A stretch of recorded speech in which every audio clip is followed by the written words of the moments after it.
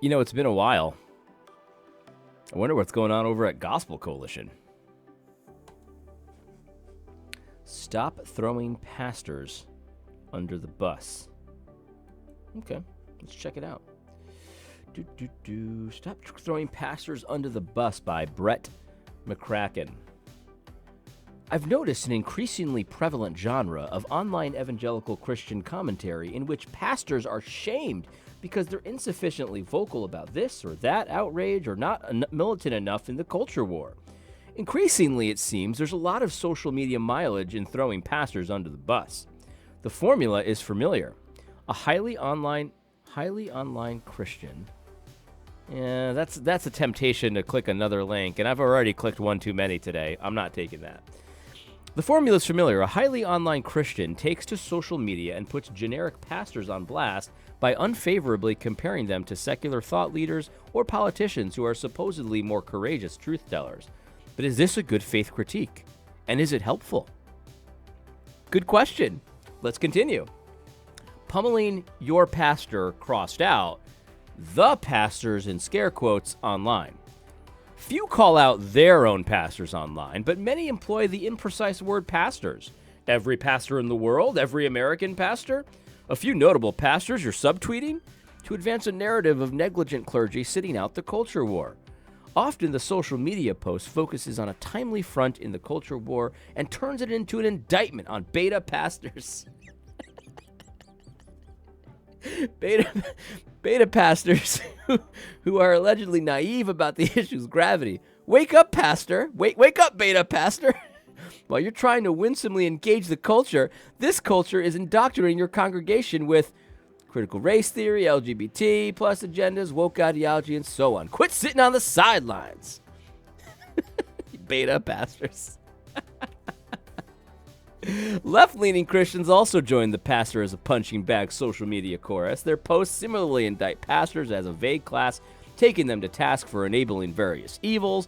Pastors have blood on their hands. They're cowardice in staying silent on blank, racism, Christian nationalism, abuse, AR-15 mass shootings, climate change, and so on. Means they have zero moral authority on any issue. But, you know, it's really hard to be a pastor. Poor Brett McCracken and all the pastors out there. It's really tough.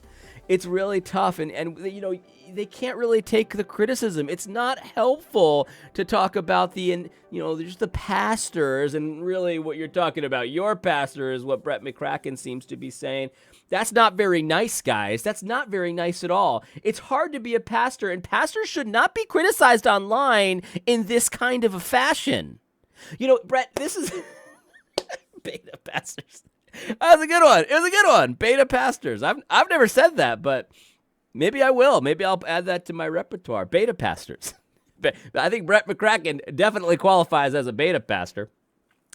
But yeah, this is funny because this is the thing. Like, while you're busy complaining about how hard it is to be a pastor and how pastors shouldn't be criticized in this way, when it's kind of like a subtweet, you're really talking about your pastor maybe, but you're just kind of saying pastors, you know, that'd be a lot easier to swallow, Brett, if you and your friends didn't make a living doing this exact thing to your congregations.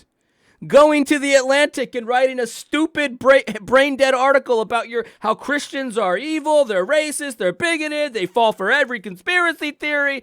It's just unbelievable. You continue to write these poor me articles, Brett. This is why people call you beta, by the way, because this is a beta move. You just did what you're telling people not to do. You're throwing shade at other Christians. Well, I guess technically you're not disobeying what you're saying. Basically, you want rules for you and your pastor friends that don't apply to the regular Joe in the pew. So you just threw regular Joes on the pew under the bus because poor me, it's hard to be a pastor. Dude, if it's good for the goose, it's good for the gander. Pastors aren't special that they can't have any criticism. In fact, if anything, pastors should be demonstrating a thick skin. They should be demonstrating a faith and a confidence of their standing before Christ. And so online criticism is like the last thing they should be worried about. But for some reason, you and your beta friends, this is all you're worried about. This is why people call you beta, because this is a lame move, Brett. It's passive aggressive. It's ridiculous. It's everyone can see this, and this is why idiots like me on YouTube have a following, right? And by the way, I know I'm not an idiot, but I just like to call myself an idiot on YouTube as a separate class, right? You've got the very learned, respectable pastor that writes for Gospel Coalition, and then you got the idiots on YouTube that are actually cleaning your clocks right now. The idiots on YouTube are cleaning your clocks right now, at least online. And the reason is, Brett, because we've seen this, all of us. I'm just a guy in the pew too, right? I go to a church, I have a pastor, and I sit in the pews all day. And this is what I do. Well, all Sunday, I guess.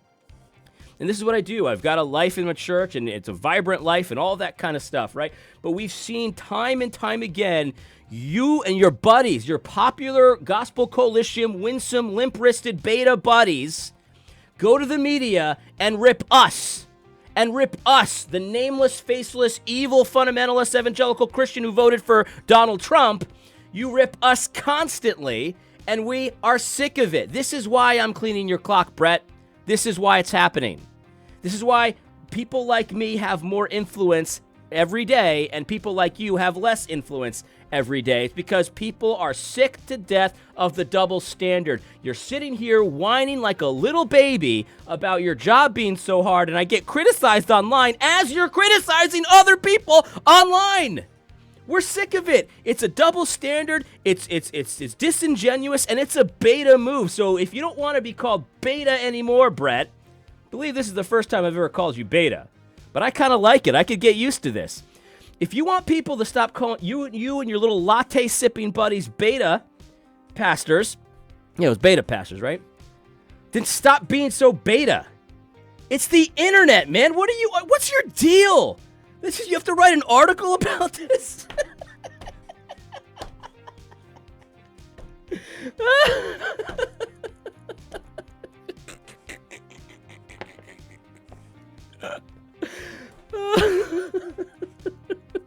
This is too good.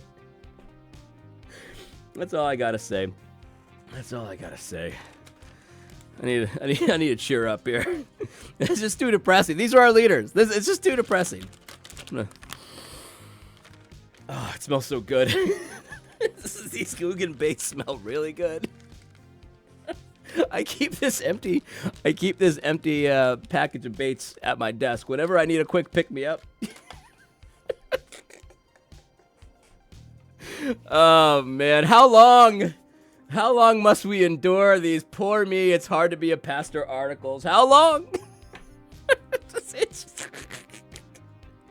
They are good for a laugh though, guys. They are. I hope to do another video today. I wasn't planning on doing this video, but then I just, checked out Gospel Coalition, and it's just hard to understand how this keeps happening.